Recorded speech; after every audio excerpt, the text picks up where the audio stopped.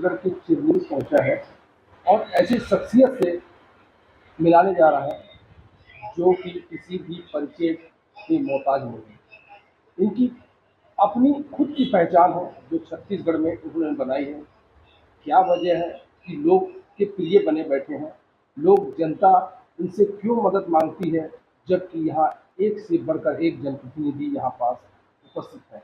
इन्होंने हर समय गरीबों की मदद की है। जब जब लोग यहाँ पहुँचे हैं उनकी मदद करने में इन्होंने बेहिचक किसी की पक्षपात धर्म जाति को ना देखते हुए एक अपनी अलग पहचान बनाई है। भले वो राजनीति से होते हुए भी एक समाज से और समाज के लिए बहुत अच्छे काम किए हैं जो इस क्षेत्र के लिए बड़े गौरव की बात है। हम इनसे आपको परिचय कराएंगे। वैसे इन्हें जानने पहचानने की ज़रूरत नहीं है। इन्हें बहुत यहाँ की जनता कंबल वाले बाबा भी कहते हैं, बड़कू भैया भी कहते हैं और ओम प्रकाश गुप्ता जी जो अपने नाम से काफ़ी परिचित हैं। आज हम गुप्ता जी से बात करेंगे और रूबरू आपको वो चीज़ दिखाएंगे और वो बताएंगे कि इनकी क्या खूबी है जो आज ये जन जन के प्रिय बने बैठे हैं। गुप्ता जी, एक चीज़ बताइए, आज इतने साल हो गए आपको राजनीति में हैं और जनता के काफ़ी करीब हैं। क्या वजह है लोग आपसे आपसे मदद मांगने आते हैं, क्या वजह है? देखिए, समाज सेवा करना मुझे विरासत में मिला है। जी जी चाहे वो कंबल बांटने की सेवा हो, जी चाहे गरीब कमज़ोर असहाय जी दलगत राजनीति से ऊपर उठकर लोगों को एम्स में इलाज कराने की एम्स में इलाज कराने की मदद करने की बात हो, जी चाहे किसी गरीब कमज़ोर के पास अगर फीस देने के लिए पैसा नहीं है तो उसको पढ़ाई करने के लिए भी पैसा धन साथ साथ किताब कापी और ड्रेस उपलब्ध कराने का मुझे सौभाग्य हमेशा से मिलता आया है।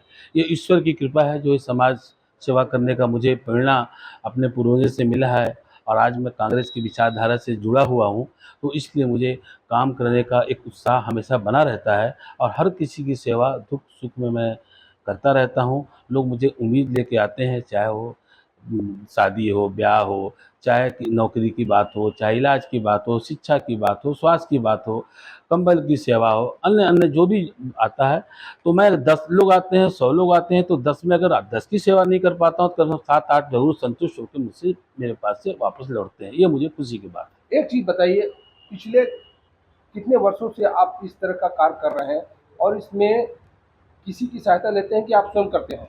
देखिए, आपका सवाल और क्वेश्चन बहुत ही अच्छा है और अच्छे प्रश्न का उत्तर भी बड़ा हृदय करके देना अच्छी बात है। देखिए, क्या होता है, भगवान ने ईश्वर ने मुझे सक्षम बनाया है और मेरा खुद का व्यवसाय भी है और उसके साथ-साथ आज मैं राजनीतिक जीवन, सामाजिक जीवन से भी जुड़ा हुआ हूँ। तो मैं देखता हूँ कि समाज में जो आखिरी पंक्ति में जो लोग बैठे हैं, वो केवल केवल वोट की राजनीति और केवल उम्मीद और इशारे के ऊहा-पोह में भीड़ में वो कहीं कहीं गोल हो जाते हैं, भीड़ में कहीं विरक्त हो जाते हैं। पर लोग आज की राजनीति में लोग दूसरों का उपयोग करते हैं और फिर समझते हैं कि मैं बहुत अच्छा काम किया, बहुत होशियारी वाला काम किया, पर ऐसा नहीं। सामने वाला व्यक्ति जो आखिरी पंक्ति में खड़ा है, वो आपका विश्वास किया और आपको वोट दिया। मेरे पास ये सोच के आते हैं कि भैया को टिकट नहीं मिला या भैया को किसी बड़ी पार्टी से सामाजिक सेवा या राजनीतिक सेवा करने का अवसर नहीं मिला, उनको दुःख होता है। फिर वहाँ आते हैं, अपनी पीड़ा मुझे बताते हैं और फिर वो देखते हैं कि भैया फिर मैं उसी उत्साह से उनके सेवा भाव में लगा रहता हूँ और ये प्रेरणा मुझे अपने पूर्वजों से मिली और फिर चिमिरी के माहौल में इतने दिनों से रह रहा हूँ। चिमिरी का हर एक नागरिक सच्चा नागरिक है। चिमिरी का हर वोटर एक अच्छा वोटर है।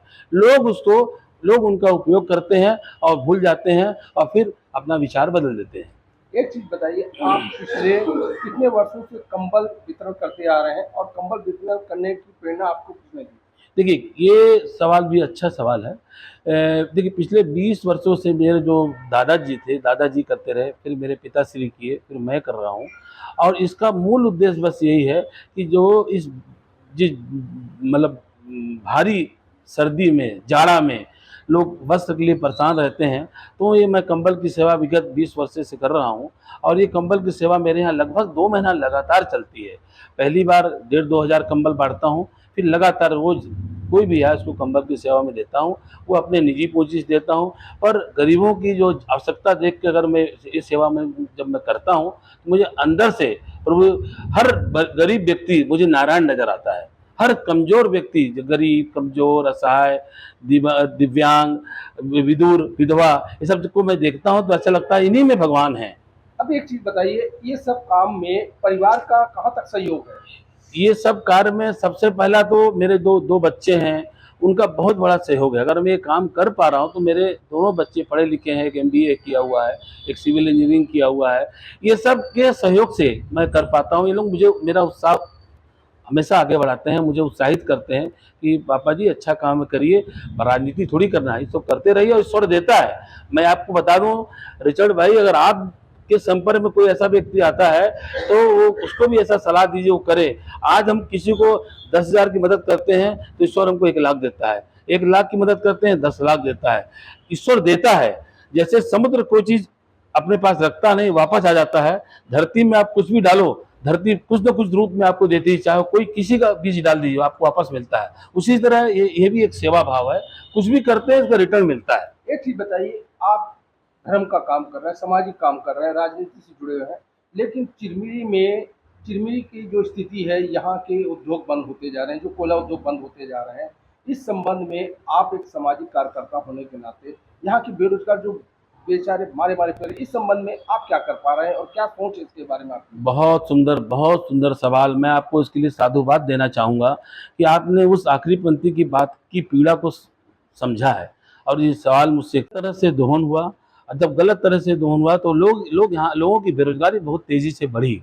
अब जब बड़ी मात्रा में जब बेरोजगारी यहाँ की बढ़ गई तो लोग, हमारी जो कोल इंडिया है, जो सेंट्रल गवर्नमेंट है, इन्होंने कोल ब्लॉक को प्राइवेट देना शुरू कर दिया।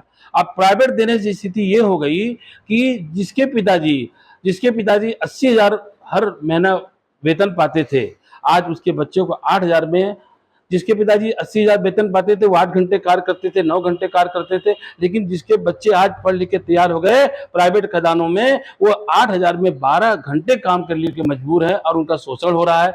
आपको एक चीज और बता दूं, कोयले का संग्रहण है पर गलत तरीके से कोयला निकाला गया। GM, ED, चेयरमैन अपने आप को ये समझे कि किसी तरह से कोयले का उत्पादन बढ़ाया जाए और प्रमोशन लेकर के और यहाँ से चला जाए, लेकिन इसका नुकसान चिमिरी के बेरोजगारों साथी को हुआ। जो हमारे बेरोजगार युवा साथी हैं वो पढ़ लिख करके बेरोजगारी उनके मत्थे में, उनके भाग में आ गया।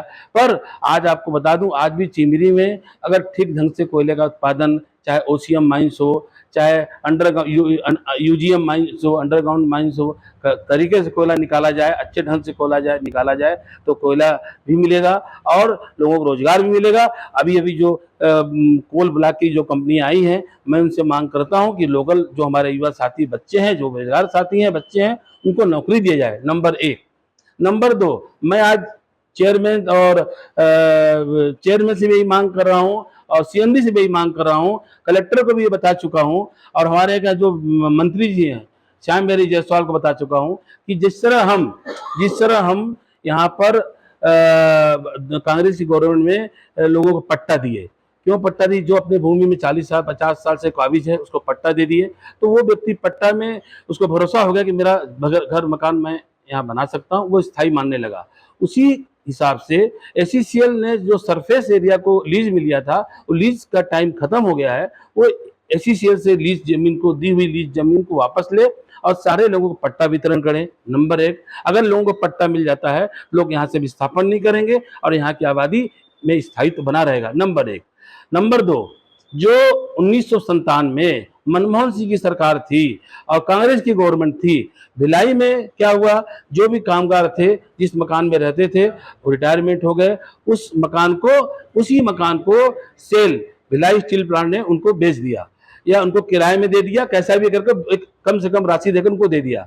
तो जो SCCL कोल इंडिया में चिमरी क्षेत्र के कोल इंडिया में जो मकान खाली हैं, मैं चाहता हूं यहाँ के जो रिटायर कामगार हैं उनको वो मकान कम दर में दे दिया जाए, ताकि वो यहाँ से विस्थापित ना हो और यहाँ से जाए ना, और मकान भी सुरक्षित रहेगा और लोगों का व्यापार भी बना रहेगा, और उनका बेटा भले बाहर नौकरी करेगा पर वो कहीं से जाए यहाँ से जाएंगे नहीं, क्योंकि लोगों को 40 साल का यहाँ प्यार मोहब्बत, लोगों से प्रेम स्नेह बना हुआ है। तो ये 2 चीज़ मांग करता हूँ। सबसे पहले कि लोगों को पट्टा दे दिया जाए, ऐसी सेल से ज़मीन को वापस लेकर के, और दूसरा जो आपको बताया कि जो विस्थापित ना हो उन्हीं के मकान में रह जाएँ, और कोयले के साथ-साथ यहाँ पर पावर प्लांट का तो है ही है। मैं आपको समय चाहूँगा रिचर्ड भाई, यहाँ पर बहुत ज़रूरी है एल्युमिनियम प्लांट डालने का।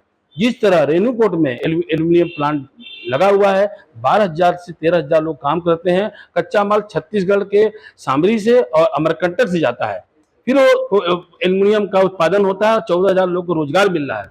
उसी तरह चेवेरी में कोयला भी है, पानी भी है, 100 किलोमीटर की दूरी में। इनका कहना है कि कोयला के अलावा यहाँ इस तरह का उद्योग होना चाहिए जिससे यहाँ के बेरोजगारों को रोजगार मिल सके। जैसे ऐसे एल्युमिनियम जो प्लांट है यहाँ लगते हैं तो उससे यहाँ के जो लाखों बेरोजगार जो दर दर भटक रहे हैं और जो ये चिरमिरी छोड़ कर जा रहे हैं, जिससे चिरमिरी का व्यापार प्रभावित हो रहा है। यहाँ के व्यापारी भी काफ़ी परेशान हैं, उनकी जो दुकानदारी है दिन पर दिन गिरते जा रही है। ये बहुत बड़ा शासन प्रशासन और प्रदेश सरकार को सोचने का विषय है, जिसके बारे में गुप्ता जी से विस्तार रूप में बताया, जानकारी दिए, हम उसके आभारी हैं और आगे भी उनसे चर्चा करते रहेंगे।